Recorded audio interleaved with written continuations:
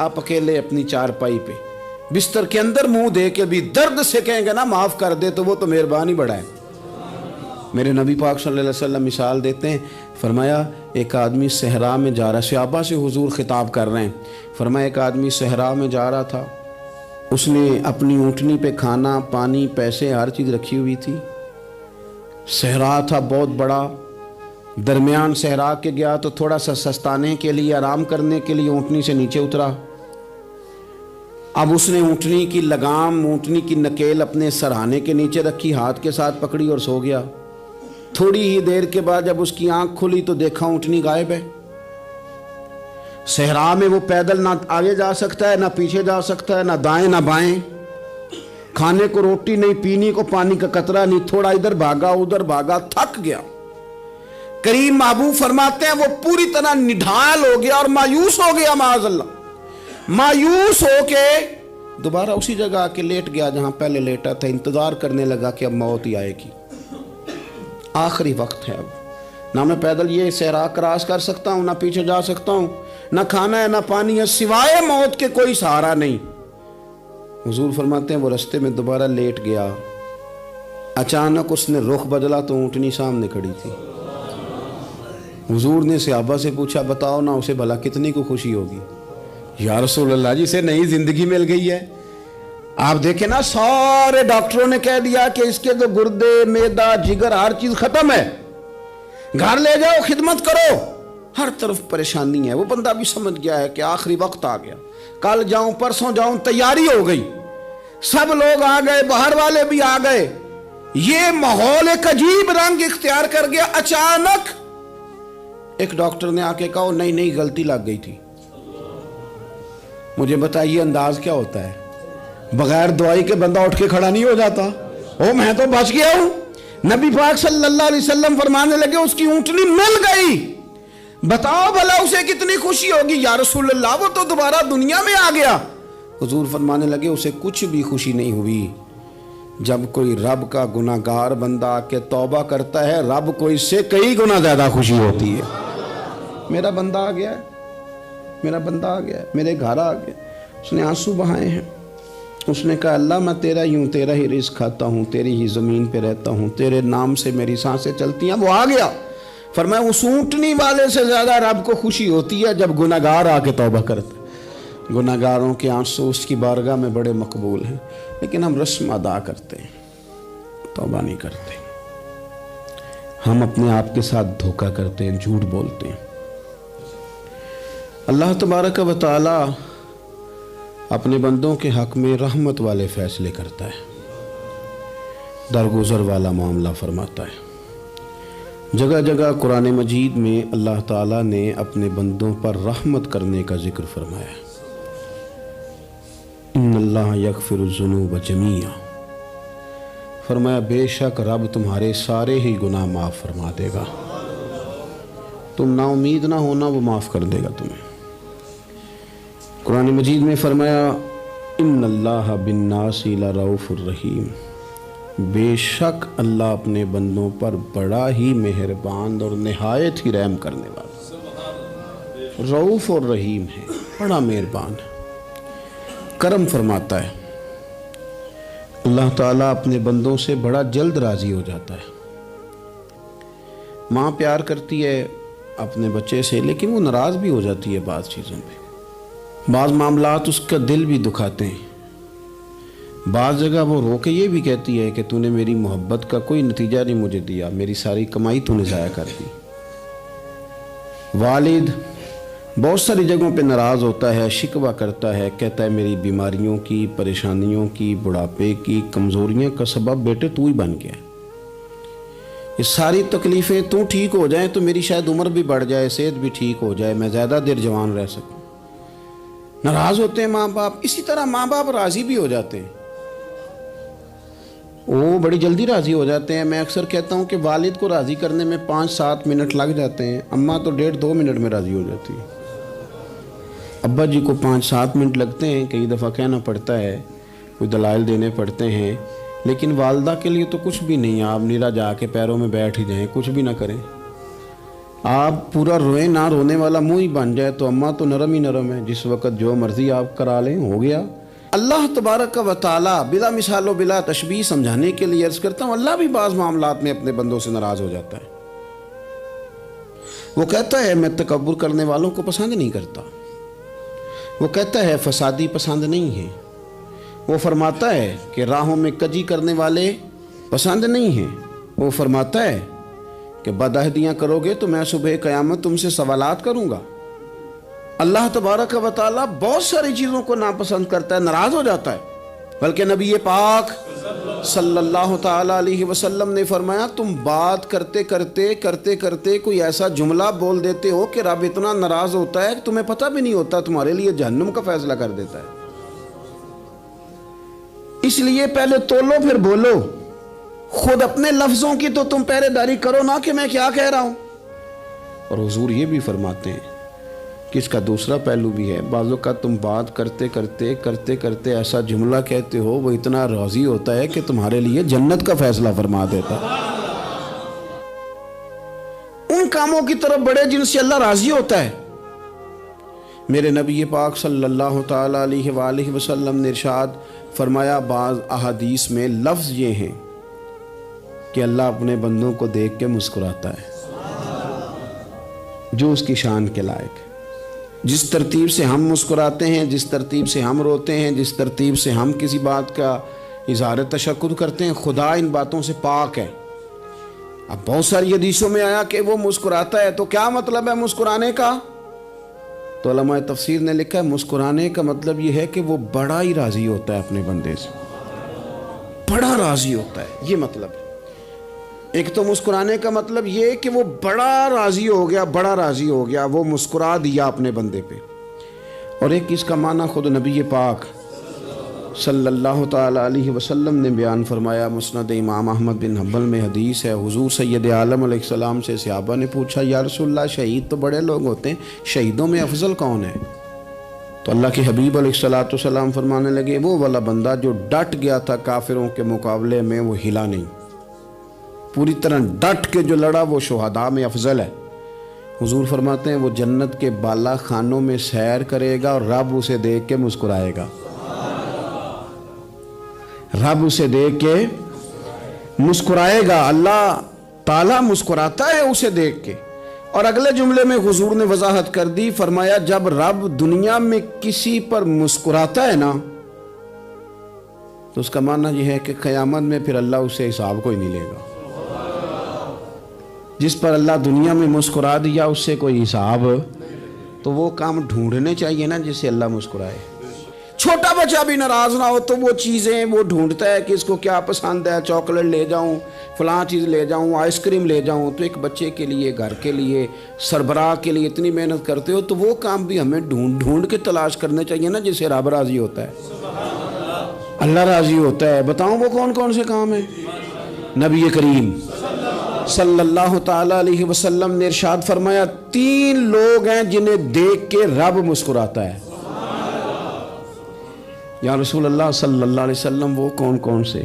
تو محبوب فرمانے لگے ایک وہ بندہ ساری مخلوق سوئی ہے، آدھی رات ہے، رات کا پچھلا پہر ہے، اس نے اٹھ کے وضو کر لیا، مصلی پہ کھڑا ہو گیا خدا کی یاد میں، فرمایا اسے دیکھ کے رب مسکراتا ہے جو اس کی شان کے لائق ہے۔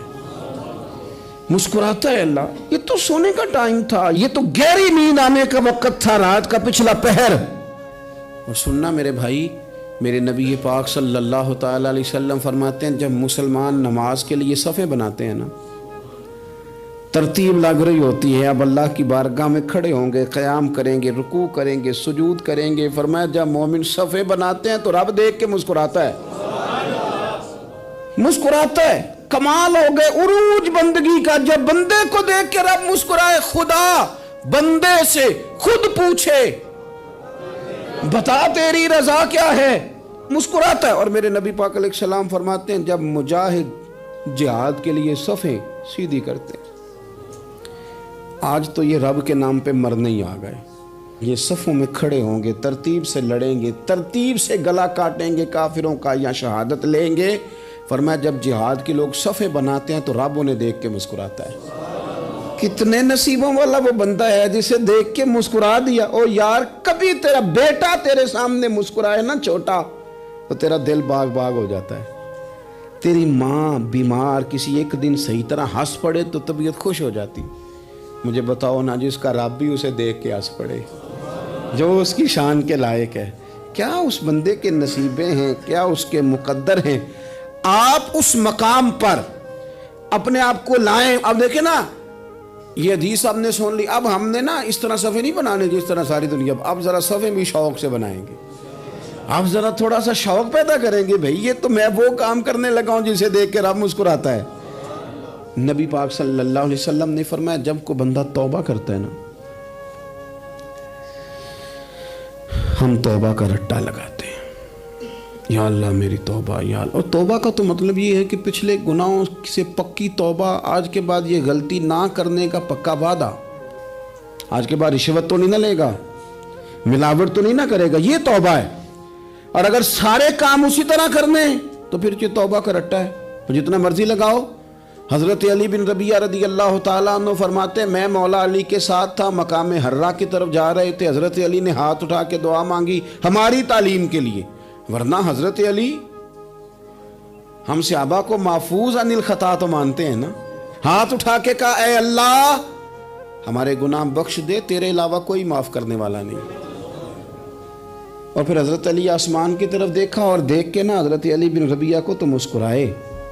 حضرت علی بن ربیعہ کہنے لگے حضور مسکرائے کیوں ہو؟ فرمانے لگے ایک دن میں حضور کے ساتھ اسی طرح آیا تھا, اسی طرح حضور نے دعا فرمائی تھی ہماری تعلیم کے لیے, اور پھر حضور مجھے دیکھ کے مسکرائے تھے اور فرمایا جب کوئی بندہ رب کی بارگاہ میں اس طرح استغفار کرتا ہے تو رب مسکراتا ہے, اور مسکرا کے فرماتا دیکھ لو میرے بندوں کو پتا ہے کہ میرے علاوہ معاف کرنے والا کوئی نہیں.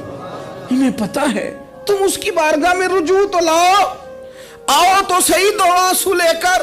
اقبال کہتے ہیں کہ موتی سمجھ کے شان کریمی نے چن لیا, قطرے دو گرے میرے ار کے انفعال کے. دو میں نے آنسو بہائے تھے تو اس کے کرم نے تو موتی سمجھ کے چن لیے. سنو نا حضور اس استغفار کو اللہ کو یار رات کو توبہ کر کے سونا چاہیے ہمیں. کچھ غلطیاں ہم کرنا نہیں چاہتے پر ہم سے ہو جاتی ہیں, کچھ دل ہم توڑنا نہیں چاہتے پر وہ ٹوٹ جاتے ہیں, ہماری مجبوری ہوتی ہے ٹوٹ جاتے ہیں.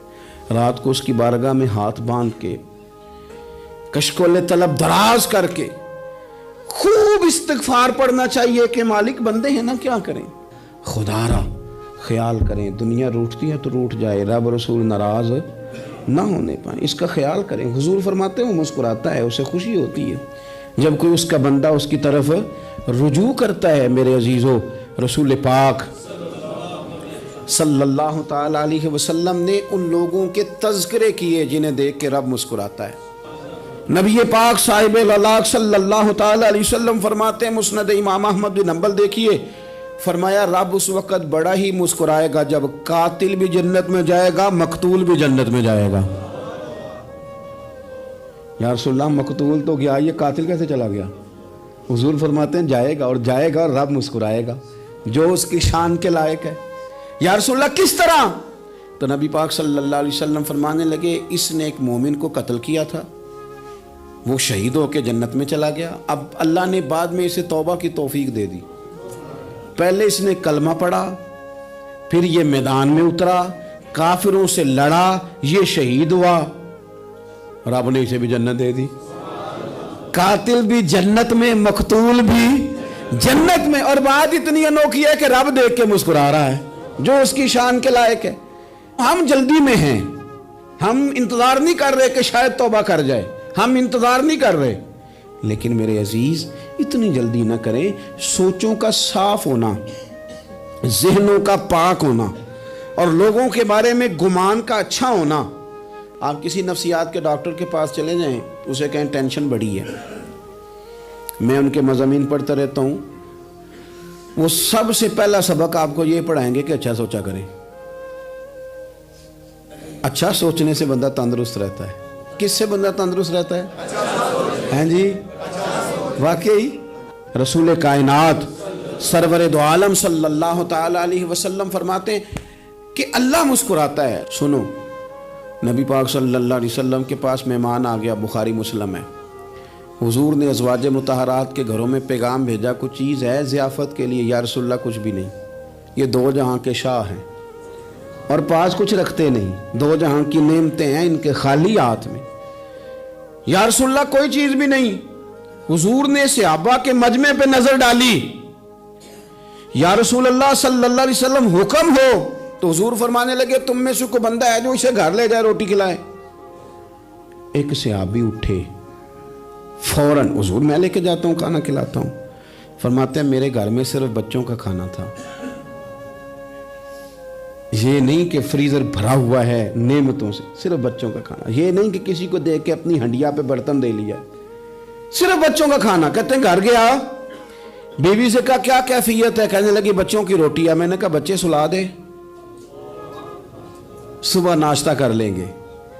तो कहने लगी आप क्या खाएंगे? तो मैंने कहा ना मैं खाऊंगा ना तू खाएगी, मेहमान जो नबी पाक का है। कहा अच्छा, अब जरा तजवीज़ देखो मियाँ बीवी की सूझी आपस में। कहते हैं खाना लगा देना, क्योंकि एक आध बंदे का खाना है।